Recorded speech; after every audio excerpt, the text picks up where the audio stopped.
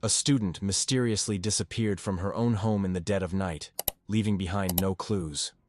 The police quickly initiated a search, and soon a grim reality began to unfold. Step by step, investigators pieced together the truth, revealing a story that would stun the entire nation. Eve Carson was born on November 19, 1985, in Athens, Georgia. From an early age, she distinguished herself as exceptionally driven and focused. During high school, she held the position of vice president of the student council, volunteered at both a nursing home and a shelter for abused teens, worked as a congressional page, and assisted in a stem cell research laboratory, all while still a student. After graduating with honors, Eve attended the University of North Carolina, where she pursued a double major in political science and biology. Her outstanding academic record earned her a prestigious scholarship, and she quickly rose as a campus leader, taking on significant roles in various student organizations. And she didn't stop there. Eve kept up her charitable efforts and even taught science at an elementary school. She also traveled internationally for volunteer work, spending a summer in Ecuador helping doctors, studying for a semester in Cuba, and joining a research team in Egypt. Without a doubt, Eve was one of the most outstanding students at her university. She had ambitious goals for her future and was making steady progress toward them. Even before graduation, she had secured a job offer from a major company and planned to begin her career soon after earning her degree. In February, Eve was 22 years old and in her final year of college. At that time, she lived off campus with a close group of friends. On the night of March 5th, around 1:30 a.m., her roommates were heading out to a party. They invited Eve to join them, but she declined, choosing instead to stay in and study for her upcoming classes. Her friends left without her and didn't return until around 4:30 in the morning. When her friends returned home, they immediately sensed that something was wrong. The front door was left wide open and the lights inside were still on. Yet, Eve was nowhere to be found, and neither was her car. It didn't add up. Why would Eve leave in the middle of the night? And why leave the door open like that? They tried calling her, but she didn't pick up. Still, they hoped something unexpected had come up, and she had to leave suddenly. So they waited, expecting her to come back. But by the next day, Eve was still missing. That's when one of Eve's friends decided it was time to contact the police and report her missing. After hearing the details, the investigators shared something chilling. Earlier that morning, they had discovered the body of a young woman, though her identity was still unknown. They showed the friend a photo of the victim, and she instantly recognized it as Eve. It turned out that around 5 a.m., not long after Eve disappeared, police had received a call from a woman living about a mile from Eve's home. She had been abruptly woken by the sound of gunshots, followed by a terrifying scream. Alarmed and unsure of what was happening, she called the authorities. When officers arrived, they found a young woman's body lying on the ground. No ID, no phone, nothing to help with identification. The only thing they could confirm then was that she had been shot multiple times. After Eve's friend confirmed her identity, detectives interviewed her roommates and reconstructed a rough timeline.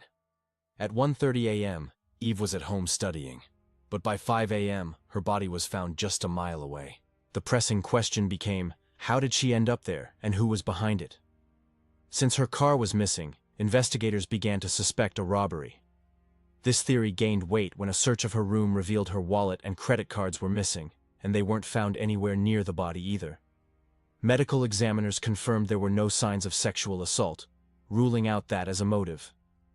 Checking her phone records, police saw her last signal came from a cell tower near a highway just outside town, but the phone itself was never recovered. It seemed the killer had discarded it somewhere in the woods. Then, the detectives received their first significant lead. A car matching Eve's description was discovered abandoned just a few miles from her home. Authorities quickly sent the vehicle to forensics for fingerprinting and DNA testing. Meanwhile, detectives made another important discovery. Forensic experts examined Eve's computer, the one she used for studying, and found it had been active until about 3:30 a.m. This indicated she was still at home for at least 2 hours after her friends had left for the party. Only after that did she somehow end up a mile away, where her body was eventually found. By then, news of Eve's murder had spread throughout the city. leaving her college campus in shock. Almost everyone knew her. She was deeply involved in nearly every major student organization. The community couldn't believe she was gone. Along with the sorrow came a growing sense of fear. People grew fearful for their own safety, and the lack of solid leads from the police only amplified their anxiety. As a result, detectives were inundated with tips. Students reported anything even remotely suspicious in hopes of helping the investigation. However, despite the influx of information, none of the leads brought the authorities any closer to cracking the case. Then, investigators received a crucial breakthrough. Since it appeared the killer had taken Eve's credit cards, the police examined her transaction history, and what they uncovered was significant. Just 18 minutes after Eve last used her computer, someone withdrew $1,700 from her account through 2 separate transactions. Attempts to withdraw more money were blocked due to the daily limit. The ATM used was located near a shopping center on the far side of town. Detectives immediately requested the security footage, and, as hoped, they got a clear match. The footage revealed a man sitting inside Eve's car, using her card at the ATM. In the back seat, there appeared to be another person. Investigators suspected it might have been Eve herself, but the image quality was too poor to confirm. Forensic experts attempted to enhance the video for a clearer look, but their efforts proved unsuccessful. Meanwhile, police discovered that the suspect had attempted to use Eve's card at multiple other ATMs across the city, though none of those machines were equipped with surveillance cameras. This pattern continued until March 7th, when authorities received another alert about an attempted withdrawal. Around 12:30 a.m., the suspect showed up at a 24-hour convenience store and tried to use the ATM, but the bank declined the transaction. Officers hurried to the store, which was in a neighboring town, and this location had a functioning security camera.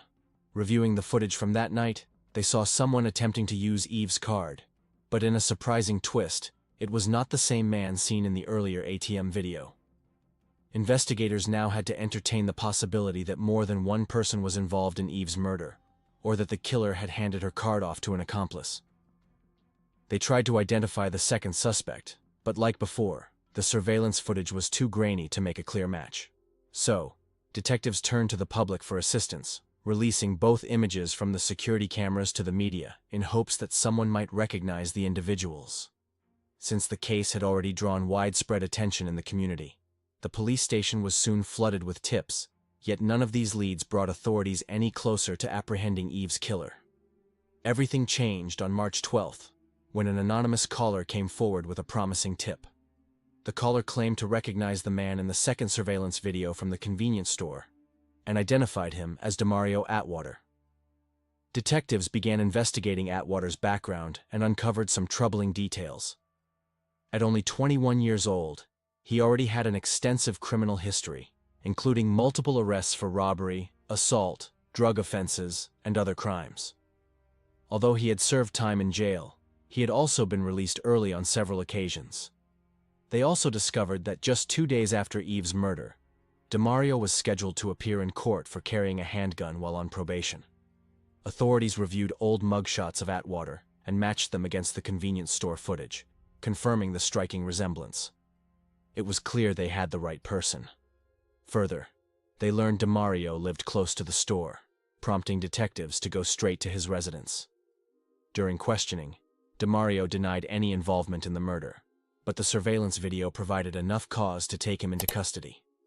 As the investigation continued, police discovered that Demario was frequently communicating with a 17-year-old named Lawrence Lovett, who already had his own criminal record despite his young age. When detectives reviewed Lawrence's mugshots, they immediately recognized him as the person driving Eve's car in the first ATM footage. However, unlike Demario, Lawrence resisted arrest, barricading himself inside his home, forcing law enforcement to call in SWAT. When officers finally apprehended him, Lawrence also denied any involvement. Both suspects were then charged and held in custody awaiting trial. With neither willing to cooperate, investigators turned to building their case through other means. Cell phone data revealed something significant.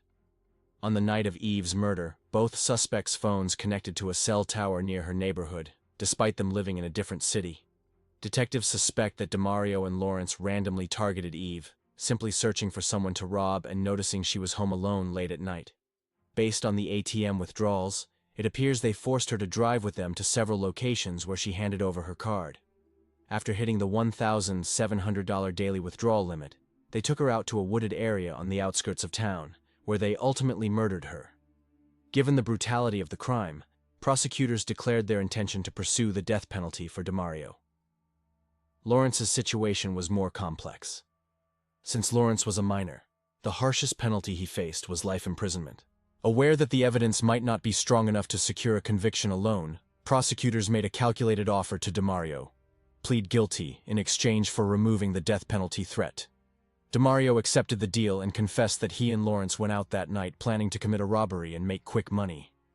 He explained that Lawrence had called him, suggesting they target someone on the university campus. While driving through a neighborhood, they noticed Eve through a window in her house, and that's when they acted. Armed with their guns, they broke in and forced her into her own car. They then drove to several ATMs, attempting to withdraw as much money as possible. Throughout the ordeal, Eve pleaded with them to let her go, promising she wouldn't say a word. She just wanted to get home, but they had different plans. According to DeMario, they decided to kill her because she had seen their faces, despite never trying to conceal them. Ultimately, they took her to a deserted street and shot her multiple times with 2 guns. DeMario also shared something deeply heartbreaking. Just before they killed her, Eve asked them to pray with her. Instead of showing any mercy, they coldly shot her down. In April 2010, 2 years after the murder, DeMario was found guilty. Thanks to his plea deal, the judge sentenced him to life in prison instead of the death penalty, plus an additional 30 years. After the verdict, DeMario turned to Eve's parents, apologized for his actions, and admitted he deserved the punishment he received.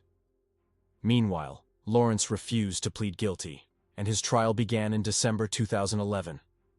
Despite his lawyer's attempts to prove his innocence, DeMario's confession, along with the overwhelming evidence, led to Lawrence being found guilty and sentenced to life in prison. But his story didn't end there.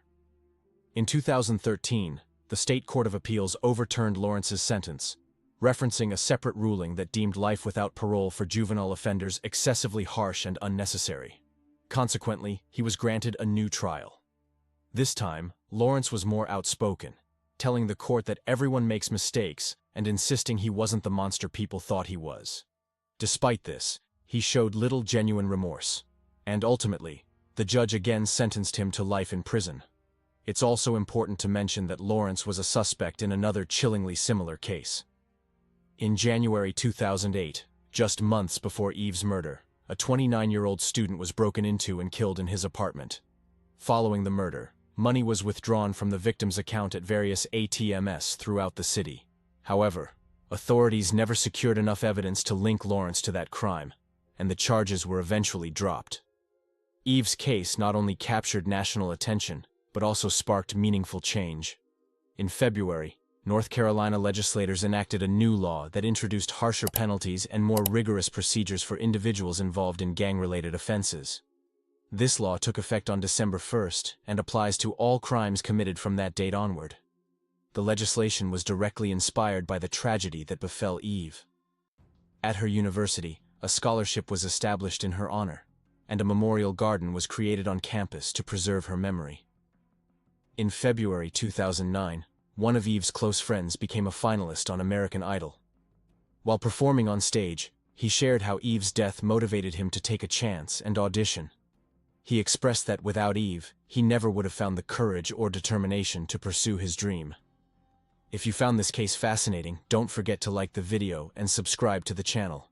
We post crime case videos every night. Until next time, stay sharp, stay vigilant.